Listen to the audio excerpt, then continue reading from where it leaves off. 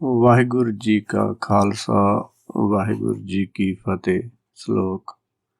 ਮਨ ਸਾਚਾ ਮੁਖ ਸਾਚਾ ਸੋਏ, ਅਵਰ ਨ ਪੇਖੇ ਏਕ ਕਿਸ ਬਿਨ ਕੋਏ, ਨਾਨਕ ਇਹ ਲੱਛਣ ਬ੍ਰਹਮ ਗਿਆਨੀ ਹੋਏ। ਇਸ ਸ਼ਲੋਕ ਵਿੱਚ ਸਤਿਗੁਰ ਜੀ ਵਰਣਨ ਕਰਦੇ ਹਨ ਕਿ ਬ੍ਰਹਮ ਗਿਆਨੀ ਦੇ ਲੱਛਣ ਕੀ ਹੁੰਦੇ ਹਨ। ਹੁਣ ਇੱਥੇ ਦੱਸਦੇ ਹਨ ਕਿ ਜੇ ਉਸਦੇ ਮਨ ਵਿੱਚ ਵੀ ਸੱਚਾ ਹੁੰਦਾ ਹੈ ਅਤੇ ਜਦੋਂ ਉਹ ਬੋਲਦਾ ਹੈ ਤਾਂ ਉਹ ਨਿਰੰਕਾਰ ਦੇ ਗਿਆਨ ਦਾ ਹੀ ਵਿਖਿਆਨ ਕਰਦਾ ਹੈ, ਕਿਉਂਕਿ ਉਸਨੇ ਭਾਂਡੇ ਆਪਣੇ ਹਿਰਦੇ ਵਿੱਚ ਸੱਚ ਹੀ ਪਾਇਆ ਹੁੰਦਾ ਹੈ। ਜਿਵੇਂ ਕਿ ਗੁਰਬਾਣੀ ਦਾ ਗੁਰਵਾਕ ਹੈ, ਸੱਚ ਬੀਜੇ ਸੱਚ ਉਗਵੈ, ਸੱਚ ਮੇਂ ਰਹੇ ਸਮਾਏ। ਭਾਵ ਜਿਨ੍ਹਾਂ ਨੇ ਹਿਰਦੇ ਵਿੱਚ ਸੱਚ ਬੀਜਿਆ ਹੈ ਅਤੇ ਉਹ ਸੱਚ ਹੀ ਪੈਦਾ ਹੋਣਾ ਹੈ ਜਾਂ ਉੱਗਣਾ ਹੈ, ਅਤੇ ਉਹ ਸੱਚ ਹੀ ਵਿੱਚ ਹੀ ਸਮਾਏ ਰਹਿੰਦੇ ਹਨ। ਆਪਣੀ ਆਤਮਾ ਦੇ ਆਪਣੇ ਨਿੱਜ ਘਰ ਵਿੱਚ ਧਿਆਨ ਰੱਖਦੇ ਹਨ ਅਤੇ ਉਹ ਇੱਕ ਤੋਂ ਇਲਾਵਾ ਭਾਵ ਸੱਚ ਤੋਂ ਇਲਾਵਾ ਕਿਸੇ ਹੋਰ ਚੀਜ਼ ਨੂੰ ਦੇਖਦੇ ਨਹੀਂ ਹਨ, ਕਿਉਂਕਿ ਜੇ ਸੱਚ ਵਿੱਚ ਧਿਆਨ ਰੱਖਾਂਗੇ ਤਾਂ ਸੱਚ ਦਾ ਗਿਆਨ ਮਿਲੂਗਾ ਅਤੇ ਜੇ ਝੂਠ ਵਿੱਚ ਧਿਆਨ ਰੱਖਾਂਗੇ ਤਾਂ ਝੂਠ ਦਾ ਗਿਆਨ ਮਿਲੇਗਾ। ਮੂਲ ਵਿੱਚ ਹੀ ਧਿਆਨ ਰੱਖਦੇ ਹਨ, ਕਿਉਂਕਿ ਉਹਨਾਂ ਨੂੰ ਪਤਾ ਹੈ ਕਿ ਜਿਹੜਾ ਗਿਆਨ ਉਹ ਅੰਦਰੋਂ ਪੈਦਾ ਹੋਣਾ ਹੈ। ਜਿਵੇਂ ਕਿ ਗੁਰਬਾਣੀ ਦਾ ਵਾਕ ਹੈ, ਨੌ ਨਿਧ ਅੰਮ੍ਰਿਤ ਪ੍ਰਭ ਕਾ ਨਾਮ, ਦੇਹੀ ਮੈਂ ਇਸਕਾ ਵਿਸਰਾਮ। ਉਹ ਜਿਹੜੀ ਵੀ ਗੁਰਬਾਣੀ ਦੀ ਸਮਝ ਉਹਨਾਂ ਨੂੰ ਆਈ ਹੈ ਉਸ ਵਿੱਚ ਧਿਆਨ ਰੱਖਦੇ ਹਨ, ਉਸ ਨੂੰ ਅੱਗੇ ਤੋਂ ਅੱਗੇ ਵਿਚਾਰਦੇ ਰਹਿੰਦੇ ਹਨ ਕਿ ਕਿਤੇ ਕੋਈ ਗਲਤੀ ਤਾਂ ਨਹੀਂ ਹੋਈ ਹੈ। ਅਤੇ ਜਿਵੇਂ ਜਿਵੇਂ ਉਹ ਸ਼ਬਦ ਦੀ ਵਿਚਾਰ ਕਰਦੇ ਉਹਨਾਂ ਨੂੰ ਅੱਗੇ ਤੋਂ ਅੱਗੇ ਸਮਝ ਆਉਂਦੀ ਹੈ। ਜਿਵੇਂ ਕਿ ਗੁਰਬਾਣੀ ਦਾ ਵਾਕ ਹੈ, ਧੁਨ ਮੈਂ ਧਿਆਨ ਧਿਆਨ ਮੈਂ ਜਾਣਿਆ, ਗੁਰਮੁਖੀ ਅਕਥ ਕਹਾਣੀ। ਕਿਉਂਕਿ ਜਦੋਂ ਧੁਨ ਵਿੱਚ ਧਿਆਨ ਭਾਵ ਹਿਰਦੇ ਵਿੱਚ ਆਪਣੇ ਸ਼ਬਦ ਨੂੰ ਵਿਚਾਰਦੇ ਹਾਂ ਅਤੇ ਉਹਦੇ ਵਿੱਚੋਂ ਗਿਆਨ ਮਿਲਦਾ। ਕੋਈ ਵੀ ਗਿਆਨ ਲੈਣਾ ਹੋਵੇ ਧਿਆਨ ਤੋਂ ਬਗੈਰ ਨਹੀਂ ਮਿਲਦਾ। ਇਸ ਕਰਕੇ ਉਹ ਆਤਮ ਧਿਆਨਧਾਰੀ ਹੁੰਦੇ ਹਨ।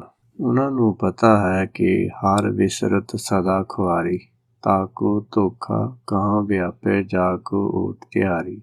ਉਹਨਾਂ ਨੂੰ ਪਤਾ ਹੈ ਕਿ ਜੇ ਆਪਾਂ ਨਾਮ ਨੂੰ ਗੁਰਸੇਵਾ ਸ਼ਬਦ ਵਿਚਾਰ ਨਹੀਂ ਕਰਾਂਗੇ ਤਾਂ ਉਹਨਾਂ ਦੀ ਖੁਆਰੀ ਫਿਰ ਸ਼ੁਰੂ ਹੋ ਸਕਦੀ ਹੈ, ਫਿਰ ਮਨ ਕਲਪਨਾ ਵਾਲੇ ਪਾਸੇ ਜਾ ਸਕਦਾ ਹੈ। ਇਸ ਕਰਕੇ ਉਹਨਾਂ ਦਾ ਜਿਹੜਾ ਵਿਵਹਾਰ ਹੁੰਦਾ ਹੈ, ਨਾਮ ਵਖਾਣੇ ਨਾਮ ਸੁਣੇ ਨਾਮੇ ਵਿਵਹਾਰਾ, ਉਹ ਨਾਮ ਹੀ ਦਾ ਹੀ ਵਿਖਿਆਨ ਕਰਦੇ ਹਨ ਅਤੇ ਨਾਮ ਹੀ ਆਪਣੇ ਅੰਦਰੋਂ ਹਿਰਦੇ ਵਿੱਚੋਂ ਸੁਣਦੇ ਹਨ ਅਤੇ ਨਾਮੇ ਦਾ ਹੀ ਵਿਵਹਾਰ ਕਰਦੇ ਹਨ, ਭਾਵ ਵਰਤ ਵਤੀਰਾ ਕਰਦੇ ਹਨ, ਨਿਰਾਕਾਰ ਦੀ ਹੀ ਹਮੇਸ਼ਾ ਗੱਲ ਕਰਦੇ ਹਨ। ਇਸ ਕਰਕੇ ਉਹਨਾਂ ਦਾ ਜਿਹੜਾ ਵਿਵਹਾਰ ਹੈ ਉਹ ਵੀ ਸੱਚ ਵਾਲਾ ਹੁੰਦਾ ਹੈ। ਇਸ ਤਰ੍ਹਾਂ ਉਹ ਇੱਕ ਵਿੱਚ ਹੀ ਧਿਆਨ ਰੱਖਦੇ ਹਨ, ਕਿਉਂਕਿ ਉਹਨਾਂ ਨੂੰ ਪਤਾ ਹੈ ਏਕ ਤੇ ਸਭ ਦੂਜਾ ਹੁਆ, ਏਕੋ ਵਰਤੇ ਅਵਰ ਨ ਬੀਆ। ਦੂਜੇ ਤੇ ਜੇ ਏਕੋ ਜਾਣੇ, ਗੁਰ ਕੇ ਸ਼ਬਦੀ ਹਰ ਧਰਨੀ ਸਾਣੇ। ਕਿਉਂਕਿ ਉਹਨਾਂ ਨੂੰ ਇਸ ਗੱਲ ਦਾ ਗਿਆਨ ਹੈ ਕਿ ਇੱਕ ਦੇ ਵਿੱਚ ਜਿਹਦੇ ਵਿੱਚ ਕਮੀ ਆਈ ਹੈ, ਭਾਵ ਇੱਛਾ ਪੈਦਾ ਹੋਈ ਹੈ ਮਾਇਆ ਦੀ, ਇਸ ਕਰਕੇ ਉਸ ਦਾ ਜਨਮ ਹੋਇਆ ਹੈ ਅਤੇ ਸੰਸਾਰ ਵਿੱਚ ਉਹ ਫਸਿਆ ਹੋਇਆ ਹੈ। ਪਰ ਉਹ ਇੱਕੋ ਹੀ ਹੈ ਅਸਲ ਵਿੱਚ, ਕਿਉਂਕਿ ਉਹ ਜੰਮਦਾ ਮਰਦਾ ਨਹੀਂ ਹੈ, ਹਮੇਸ਼ਾ ਸੱਚ ਰਹਿੰਦਾ ਹੈ ਅਤੇ ਹੋਰ ਦੂਸਰਾ ਨਹੀਂ ਹੈਗਾ। ਅਤੇ ਜਿਹੜੀ ਅਗਿਆਨਤਾ ਹੈ ਉਹਦੇ ਕੰਮਾਂ ਕਾਰਾਂ 'ਚੋਂ ਨਜ਼ਰ ਆਉਂਦੀ ਹੈ। ਅਤੇ ਦੂਜੇ 'ਤੇ ਜੇ ਇੱਕੋ ਜਾਣੇ, ਹੁਣ ਜਦੋਂ ਉਹ ਸਰੀਰ ਵਿੱਚ ਹੈਗਾ, ਇਸ ਸਰੀਰ ਵਿੱਚੋਂ ਆਪਣੇ ਆਪੇ ਦਾ ਖੋਜ ਕਰ ਲਵੇ, ਜਿਵੇਂ ਕਿ ਗੁਰਬਾਣੀ ਦਾ ਵਾਕ ਹੈ, ਇਸ ਮਨ ਕੋ ਕੋਈ ਖੋਜੋ ਭਾਈ, ਮਨ ਖੋਜੇ ਬਿਨ ਕਿਨੀ ਪਰਮ ਗਤੀ ਪਾਈ। ਹੁਣ ਜਦੋਂ ਉਹ ਆਪਣੇ ਆਪੇ ਦੀ ਖੋਜ ਕਰਦਾ ਹੈ ਤਾਂ ਉਹਦੇ ਵਿੱਚੋਂ ਉਸ ਨੂੰ ਆਪਣੇ ਆਪੇ ਦਾ ਆਪਣੇ ਮੂਲ ਦਾ ਗਿਆਨ ਹੁੰਦਾ ਹੈ। ਇਸ ਤਰ੍ਹਾਂ ਗੁਰ ਕੇ ਸ਼ਬਦ ਗਿਆਨ ਦੁਆਰਾ, ਗੁਰਬਾਣੀ ਦੇ ਉਪਦੇਸ਼ ਦੁਆਰਾ ਉਸ ਨੂੰ ਫਿਰ ਜਿਵੇਂ ਜਿਵੇਂ ਗੁਰਬਾਣੀ ਗਿਆਨ ਕਰਵਾਉਂਦੀ ਹੈ ਉਸ ਨੂੰ ਆਪਣੇ ਮੂਲ ਦਾ ਗਿਆਨ ਹੋ ਜਾਂਦਾ ਹੈ। ਜਿਵੇਂ ਕਿ ਗੁਰਬਾਣੀ ਦਾ ਵਾਕ ਹੈ, ਮੂਲ ਨ ਬੂਝੇ ਆਪ ਨਾ ਸੂਝੇ ਭਰਮ ਵਿਆਪੀ ਅੰਗ ਮਨੀ, ਪਿਤਾ ਪਾਰ ਬ੍ਰਹਮ ਪ੍ਰਭ ਧਨੀ। ਹੁਣ ਹੰਕਾਰ ਹੋਣ ਦੇ ਕਰਕੇ ਇਹ ਜਿਹੜਾ ਆਪਣੇ ਆਪ ਨੂੰ ਨਹੀਂ ਬੁੱਝਦਾ, ਪਰ ਜਿਉਂ ਤੋਂ ਜਦੋਂ ਗੁਰਬਾਣੀ ਦਾ ਗਿਆਨ ਹੁੰਦਾ ਹੈ ਤਾਂ ਆਪੇ ਦੀ ਖੋਜ ਕਰਦਾ ਹੈ, ਤਾਂ ਫਿਰ ਇਸ ਨੂੰ ਆਪਣੇ ਮੂਲ ਦਾ ਗਿਆਨ ਹੋ ਜਾਂਦਾ ਹੈ। ਇਸ ਤਰ੍ਹਾਂ ਜੇ ਆਪਾਂ ਆਪਣੇ ਮੂਲ ਵਿੱਚ ਧਿਆਨ ਰੱਖੀਏ ਤਾਂ ਆਪਣੀ ਜਿਹੜੀ ਅਗਿਆਨਤਾ ਹੈਗੀ ਆ ਉਹ ਨਜ਼ਰ ਆਉਣ ਲੱਗ ਜਾਂਦੀ ਹੈ। ਜਿਵੇਂ ਆਪਾਂ ਆਪਣੀ ਅਗਿਆਨਤਾ ਨੂੰ ਦੂਰ ਕਰਦੇ ਜਾਵਾਂਗੇ, ਆਪਣੀ ਜਿਹੜੀ ਬੁੱਧੀ ਆ ਉਹ ਵਿਵੇਕ ਬੁੱਧੀ ਬਣਦੀ ਜਾਊਗੀ। ਜਦੋਂ ਵਿਵੇਕ ਬੁੱਧੀ ਬਣ ਜਾਏਗੀ ਤਾਂ ਇਹ ਪੂਰਨ ਬ੍ਰਹਮ ਬਣ ਜਾਊਗਾ, ਕਿਉਂਕਿ ਗੁਰਬਾਣੀ ਦਾ ਵਾਕ ਹੈ, ਬ੍ਰਹਮ ਦਿਸੇ ਬ੍ਰਹਮ ਸੁਣੀਏ, ਏਕੋ ਏਕ ਬਖਾਣੀਐ, ਆਤਮ ਪਸਾਰਾ ਕਰਨ ਹਾਰਾ, ਇੱਕ ਬਿਨਾ ਨਹੀਂ ਜਾਣੀਏ। ਕਿਉਂਕਿ ਸਾਰੇ ਪਾਸੇ ਬ੍ਰਹਮ ਦਾ ਹੀ ਪਸਾਰਾ ਹੈ, ਪਰ ਇਹ ਜਿਹੜਾ ਬ੍ਰਹਮ ਹੈ ਮਾਇਆ ਵਿੱਚ ਆਇਆ ਹੈ, ਇਹ ਅਪੂਰਨ ਬ੍ਰਹਮ ਹੈ, ਇਹ ਪੂਰਨ ਹੋਣ ਲਈ ਆਇਆ ਹੈ। ਜਿਵੇਂ ਕਿ ਗੁਰਬਾਣੀ ਦਾ ਵਾਕ ਹੈ, ਜੈ ਜਗ ਮੈਂ ਏਕ ਏਕ ਆਇਆ, ਜਨਮਤ ਮੋਹਿਆ ਮੋਹਨੀ ਮਾਇਆ। ਕਿਉਂਕਿ ਇੱਕ ਹੋਣ ਲਈ ਆਇਆ ਸੀਗਾ, ਪਰ ਇੱਥੇ ਮਾਇਆ ਦੇ ਕਰਕੇ ਇਹ ਮੋਹਿਆ ਗਿਆ ਹੈਗਾ ਤੇ ਫਸਿਆ ਹੋਇਆ ਹੈ। ਪਰ ਜਿਵੇਂ ਇਹ ਗੁਰਬਾਣੀ ਦਾ ਉਪਦੇਸ਼ ਲਵੇਗਾ ਤਾਂ ਇਸ ਦੀ ਜਿਹੜੀ ਬੁੱਧੀ ਆ ਉਹ ਫਿਰ ਦੁਬਾਰਾ ਵਿਵੇਕ ਬੁੱਧ ਬਣ ਸਕਦੀ ਹੈ। ਅਸ਼ਟਪਦੀ। ਬ੍ਰਹਮ ਗਿਆਨੀ ਸਦਾ ਨਿਰਲੇਪ, ਜੈਸੇ ਜਲ ਮੈਂ ਕਮਲ ਅਲੇਪ। ਇੱਥੇ ਸਤਿਗੁਰ ਜੀ ਉਪਦੇਸ਼ ਕਰਦੇ ਹਨ ਕਿ ਬ੍ਰਹਮ ਗਿਆਨੀ ਉਹ ਸਦਾ ਨਿਰਲੇਪ ਰਹਿੰਦਾ ਹੈ, ਭਾਵ ਉਸਨੂੰ ਮਾਇਆ ਦੀ ਲਿਪਤ ਨਹੀਂ ਲੱਗਦੀ। ਜਿਸ ਤਰ੍ਹਾਂ ਜਿਹੜਾ ਜਲ ਵਿੱਚ ਹੈ, ਕਮਲ ਦਾ ਫੁੱਲ ਹੈ ਜਾਂ ਕਮਲ ਹੈ, ਉਹ ਅਲੇਪ ਰਹਿੰਦਾ ਹੈ। ਉਹ ਭਾਵੇਂ ਪਾਣੀ ਵਿੱਚ ਰਹਿੰਦਾ ਹੈ, ਪਰ ਪਾਣੀ ਨਾਲ ਉਹ ਜੁੜਿਆ ਨਹੀਂ ਹੁੰਦਾ। ਜਿਵੇਂ ਹੁਣ ਪਹਿਲਾਂ ਪਾਣੀ ਹੈ ਤੇ ਜੇ ਉਹ ਕਿਤੇ ਪਾਣੀ ਨਾਲ ਜੁੜਿਆ ਹੋਵੇ ਤੇ ਉੱਪਰ ਹੋਰ ਪਾਣੀ ਆ ਜਾਵੇ ਤਾਂ ਉਹ ਡੁੱਬ ਸਕਦਾ ਹੈ, ਪਰ ਉਹ ਅਲੇਪ ਹੋਣ ਕਰਕੇ ਉੱਪਰ ਤੋਂ ਉੱਪਰ ਉੱਠੀ ਜਾਂਦਾ ਹੈ।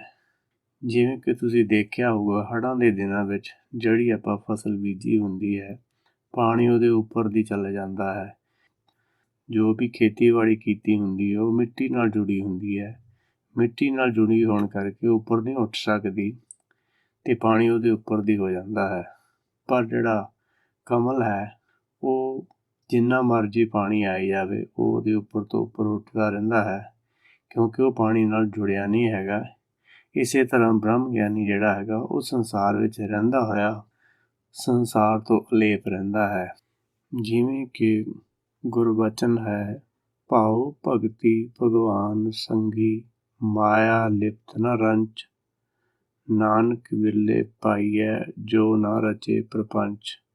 ਕਿ ਜਿਸ ਨੂੰ ਭਗਵਾਨ ਦੀ ਭਗਤੀ ਦੀ ਭੁੱਖ ਹੁੰਦੀ ਹੈ ਉਹ ਮਾਇਆ ਨਾਲ ਰਚਦੇ ਨਹੀਂ ਹੈਗੇ, ਤੇ ਉਹ ਵਿਰਲੇ ਹੀ ਹੁੰਦੇ ਆ ਜਿਹੜੇ ਪ੍ਰਪੰਚ ਨਹੀਂ ਰਚਦੇ। ਕਿਉਂਕਿ ਨਹੀਂ ਤਾਂ ਬਹੁਤ ਸਾਰੇ ਜਿਵੇਂ ਇਸ ਪਾਸੇ ਨੂੰ ਚੱਲਦੇ ਉਹਨਾਂ ਦੀ ਉਸਤਤ ਹੋਣ ਲੱਗ ਜਾਂਦੀ ਹੈ ਤਾਂ ਉਹ ਵਿੱਚੇ ਅਟਕੀ ਚੀਤ ਵਾਲੀ ਗੱਲ ਹੋ ਜਾਂਦੀ ਹੈ, ਤੇ ਉਹਨਾਂ ਦਾ ਮਤਲਬ ਉਹ ਫਿਰ ਉਹ ਗਾਂਹ ਜਾਣ ਦੀ ਬਜਾਏ ਇੱਥੇ ਹੀ ਪ੍ਰਪੰਚ ਕਰ ਲੈਂਦੇ ਹਨ। ਬ੍ਰਹਮ ਗਿਆਨੀ ਸਦਾ ਨਿਰਦੋਖ, ਜੈਸੇ ਸੂਰ ਸਰਬ ਕੋ ਸੋਖ।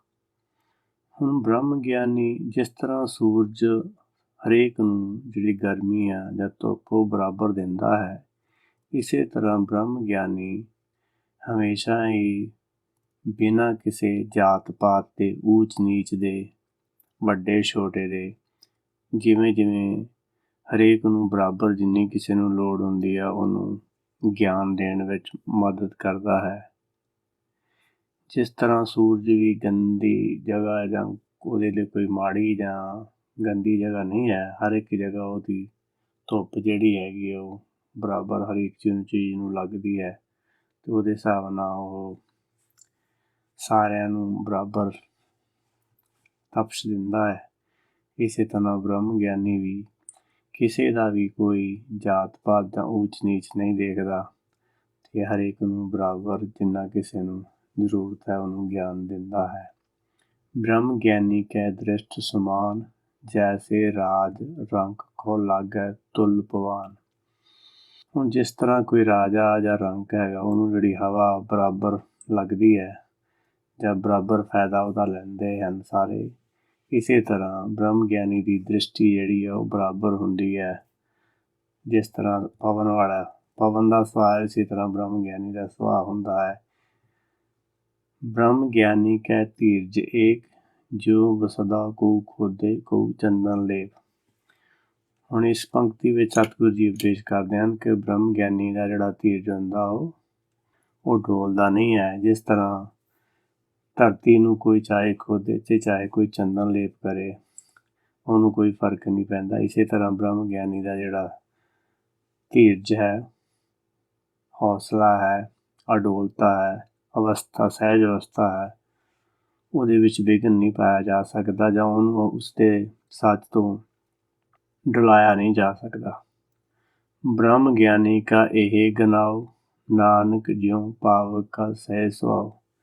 ਹੁਣ ਇੱਥੇ ਸਤਿਗੁਰੂ ਜੀ ਉਪਦੇਸ਼ ਕਰਦੇ ਹਨ ਕਿ ਜਿਵੇਂ ਕਿ ਅੱਗ ਦਾ ਸੁਭਾਅ ਹੈ ਕਿ ਜਿਹੜਾ ਵੀ ਨੇੜੇ ਆਏਗਾ ਉਸਨੂੰ ਸਾੜ ਦਿੰਦੀ ਹੈਗੀ ਆ, ਅਤੇ ਉਹਦਾ ਜਿਹੜਾ ਸਹਿਜ ਸੁਭਾਅ ਹੈ, ਇਸੇ ਤਰ੍ਹਾਂ ਜਿਹੜਾ ਬ੍ਰਹਮ ਗਿਆਨੀ ਵਿੱਚ ਵੀ ਇਹ ਸੇਮ ਹੀ ਗੁਣ, ਇਹੋ ਹੀ ਜਿਹਾ ਗੁਣ ਹੈਗਾ ਕਿ ਉਹ ਆਪਣੀ ਸਹਿਜ ਅਵਸਥਾ ਵਿੱਚ ਜਾਂ ਜਾਗਰਤ ਅਵਸਥਾ ਵਿੱਚ ਰਹਿੰਦਾ ਹੈ। ਉਹ ਇਸ ਗੁਣ ਨੂੰ ਗਵਾਉਂਦਾ ਨਹੀਂ। ਜਿਵੇਂ ਅੱਗ ਦਾ ਜਿਹੜਾ ਗੁਣ ਹੈ, ਜਿਹੜੀ ਵੀ ਚੀਜ਼ ਨੇੜੇ ਆਊਗੀ ਉਹਨੂੰ ਸਾੜ ਦੇਗੀ, ਇਸੇ ਤਰ੍ਹਾਂ ਬ੍ਰਹਮ ਗਿਆਨੀ ਦਾ ਜਿਹੜਾ ਸੁਭਾਅ ਹੈਗਾ ਉਹ ਟਿਕਿਆ ਹੋਇਆ ਰਹਿੰਦਾ ਹੈ। ਬ੍ਰਹਮ ਗਿਆਨੀ ਨਿਰਮਲ ਤੇ ਨਿਰਮਲਾ, ਜੈਸੇ ਮੈਲ ਨ ਲਾਗੇ ਜਲਾ। ਹੁਣ ਇੱਥੇ ਸਤਿਗੁਰੂ ਜੀ ਉਪਦੇਸ਼ ਕਰਦੇ ਹਨ ਕਿ ਜਿਸ ਤਰ੍ਹਾਂ ਜਿਹੜੀ ਅੱਗ ਹੈ ਉਹ ਕਿਸੇ ਚੀਜ਼ ਨੂੰ ਵੀ ਸਾੜਦੀ ਹੈ ਪਰ ਉਹਨੂੰ ਮੈਲ ਨਹੀਂ ਲੱਗਦੀ, ਸਗੋਂ ਕਿ ਉਹ ਦੂਸਰੀਆਂ ਚੀਜ਼ਾਂ ਦੀ ਮੈਲ ਸਾੜਦੀ ਹੈ। ਇਸੇ ਤਰ੍ਹਾਂ ਬ੍ਰਹਮ ਗਿਆਨੀ ਜੇ ਕਿਸੇ ਨੂੰ ਵੀ ਉਪਦੇਸ਼ ਕਰਦਾ ਹੈ ਜਾਂ ਕਿਸੇ ਨੂੰ ਵੀ ਕੋਈ ਗਿਆਨ ਦੀ ਗੱਲ ਸਮਝਾਉਂਦਾ ਹੈ ਤਾਂ ਉਸ ਨੂੰ ਇਹਦੇ ਨਾਲ ਕੋਈ ਵੀ ਨੁਕਸਾਨ ਨਹੀਂ ਹੁੰਦਾ। ਜਿਵੇਂ ਕਿ ਤੁਸੀਂ ਦੇਖਿਆ ਹੋਊਗਾ ਕਿ ਅੱਗ ਜਿਹੜੀ ਹੈਗੀ ਆ, ਜਿਵੇਂ ਅਗਰਬੱਤੀ ਹੈ, ਜੇ ਅਗਰਬੱਤੀ ਨੂੰ ਆਪਾਂ ਅੱਗ ਲਾ ਦਈਏ ਤਾਂ ਉਹਦੇ ਵਿੱਚ ਕੋਈ ਸਮੈਲ ਨਹੀਂ ਆਉਂਦੀ, ਪਰ ਉਹਦੇ ਵਿੱਚ ਲਾਈਟ ਵਿੱਚ ਥੋੜ੍ਹਾ ਬਹੁਤਾ ਧੂੰਆਂ ਆਉਂਦਾ, ਉਹ 'ਚੋਂ ਆ ਸਕਦੀ ਹੈ। ਪਰ ਜੇ ਉਹਨੂੰ ਆਪਾਂ ਅੱਗ ਬਾਲ ਕੇ, ਅੱਗ ਲਾ ਕੇ ਬੁਝਾ ਦਈਏ ਤਾਂ ਉਹਦੇ ਵਿੱਚੋਂ ਸਮੈਲ ਆਉਂਦੀ ਹੈ।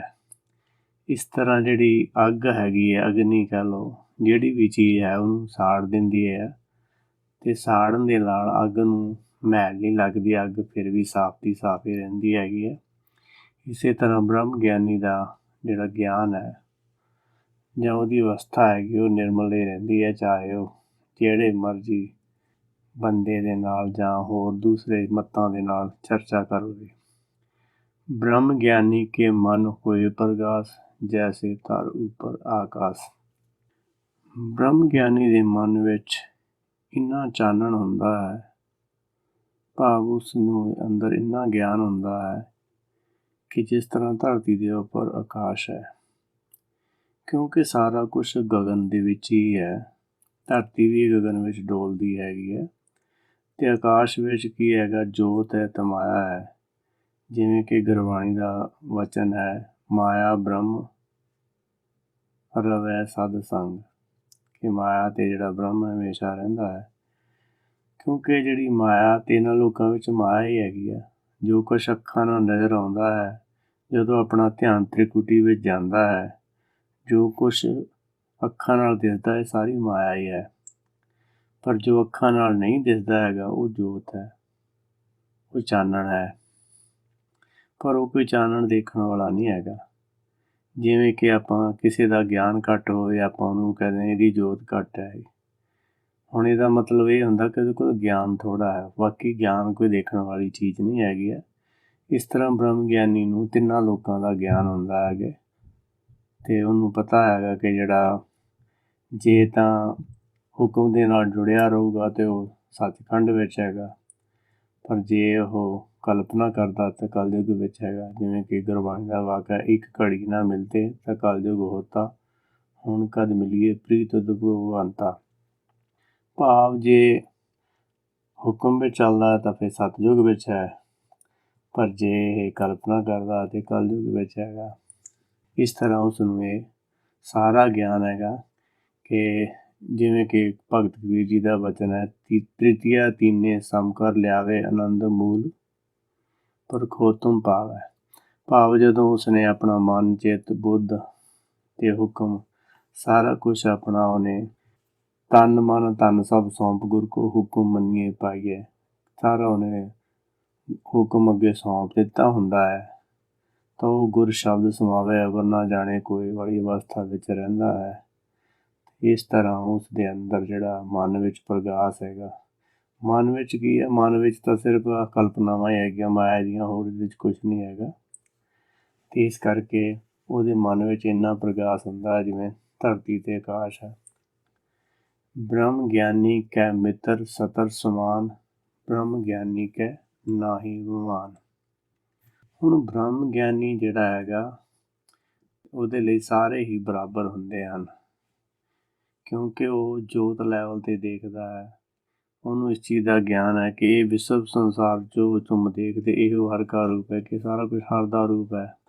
ਪਰ ਆਪਣੀ ਅਗਿਆਨਤਾ ਕਰਕੇ ਕੋਈ ਜਿਵੇਂ ਮਰਜ਼ੀ ਆਪਣੇ ਆਪ ਨੂੰ ਅਗਿਆਨਤਾ ਲਾ ਲੈਂਦਾ ਜਾਂ ਭਰਮ ਵਿੱਚ ਫਸਾ ਲੈਂਦਾ ਹੈਗਾ। ਅਤੇ ਇਸ ਤਰ੍ਹਾਂ ਬ੍ਰਹਮ ਗਿਆਨੀ ਦੇ ਵਿੱਚ ਜਿਹੜਾ ਕੋਈ ਅਭਿਮਾਨ ਨਹੀਂ ਹੁੰਦਾ, ਕਿਉਂਕਿ ਉਸ ਨੂੰ ਇਸ ਗੱਲ ਦਾ ਗਿਆਨ ਹੈ, ਜਿਵੇਂ ਕਿ ਗੁਰਬਾਣੀ ਦਾ ਵਾਕ ਹੈ, ਪ੍ਰਥਮੇ ਤਿਆਗੀ ਹਉਮੈ ਪ੍ਰੀਤ, ਦੁਤੀਆ ਤਿਆਗੀ ਲੋਗਾ ਰੀਤ, ਤ੍ਰਿਤੀਆ ਦੁਰਜਨ ਮੀਤ ਸਮਾਨੇ, ਤੁਰੀਆ ਗੁਣ ਮਿਲ ਸਾਧ ਪਛਾਨੇ। ਭਾਵ ਉਹਨੇ ਪਹਿਲਾਂ ਹੀ ਹਉਮੈ ਤਿਆਗੀ ਹੁੰਦੀ ਹੈ, ਹਉਮੈ ਤਿਆਗਣ ਤੋਂ ਬਾਅਦ ਹੀ ਗਿਆਨ ਹੁੰਦਾ, ਨਹੀਂ ਤਾਂ ਨਹੀਂ ਗਿਆਨ ਹੁੰਦਾ, ਕਿਉਂਕਿ ਹਉਮੈ ਨਾਵੇ ਨਾਲ ਵਿਰੋਧ ਹੈ। ਅਤੇ ਇਸ ਕਰਕੇ ਉਹਦੇ ਲਈ ਅਤੇ ਦੂਜਾ ਉਹ ਜਿਹੜਾ ਉਹਨੂੰ ਪਤਾ ਹੈ ਕਿ ਵਿਕਾਰ ਹੀ ਦੁਸ਼ਮਣ ਹੈਗੇ, ਔਰ ਬਾਕੀ ਸਰੀਰਕ ਲੈਵਲ 'ਤੇ ਕੋਈ ਦੁਸ਼ਮਣ ਨਹੀਂ ਹੈਗਾ। ਅਤੇ ਉਸਨੇ ਜਿਹੜਾ ਕਿਉਂਕਿ ਆਪਣੇ ਮਨ ਨੂੰ ਸਾਧ ਲਿਆ ਹੁੰਦਾ ਹੈ, ਇਸ ਕਰਕੇ ਉਸਨੇ ਜਿਵੇਂ ਕਿ ਗੁਰਬਾਣੀ ਦਾ ਵਾਕ ਹੈ, ਸਗਲ ਪੁਰਖ ਮੈਂ ਪੁਰਖ ਪ੍ਰਧਾਨ, ਸਾਧ ਸੰਗੀ ਜਾ ਕਾ ਮਿਟੇ ਅਭਿਮਾਨ। ਭਾਵ ਜਿਹਨੇ ਆਪਣੇ ਮਨ ਨੂੰ ਸਾਧ ਲਿਆ, ਜਿਹਦਾ ਹੰਕਾਰ ਮਿਟ ਗਿਆ ਹੈਗਾ, ਉਹ ਪੁਰਖਾਂ ਵਿੱਚੋਂ ਉੱਤਮ ਪੁਰਖ ਹੈਗਾ। ਇਸ ਤਰ੍ਹਾਂ ਬ੍ਰਹਮ ਗਿਆਨੀ ਇੱਕ ਉੱਤਮ ਪੁਰਖ ਹੈਗਾ, ਸਤਿਪੁਰਖ ਕਹਿ ਲਓ ਭਾਵੇਂ। ਬ੍ਰਹਮ ਗਿਆਨੀ ਊਚ ਤੇ ਉੱਚਾ, ਮਨ ਆਪਣੇ ਹੈ ਸਭ ਤੇ ਨੀਚਾ। ਹੁਣ ਜਿਹੜੀ ਬ੍ਰਹਮ ਗਿਆਨੀ ਦੀ ਅਵਸਥਾ ਹੈ ਬਹੁਤ ਉੱਚੀ ਤੋਂ ਉੱਚੀ ਹੈ, ਕਿਉਂਕਿ ਜਿਹੜਾ ਉਸਨੂੰ ਗਿਆਨ ਹੈ ਉਹ ਆਤਮ ਗਿਆਨ ਹੈ, ਆਪਣੇ ਆਪੇ ਦਾ ਗਿਆਨ ਹੈ। ਇਹ ਵਿਰਲੇ ਹੀ ਹੁੰਦੇ ਹਨ ਜਿਨ੍ਹਾਂ ਨੂੰ ਇਸ ਦਾ ਗਿਆਨ ਹੁੰਦਾ ਹੈ। ਅਤੇ ਮਨ ਦੇ ਤਲ 'ਤੇ ਉਹ ਕਦੀ ਵੀ ਆਪਣੇ ਆਪ ਨੂੰ ਇਸ ਚੀਜ਼ ਨੂੰ ਆਪਣੇ ਆਪ ਨੂੰ ਵੱਡਾ ਨਹੀਂ ਸਮਝਦਾ।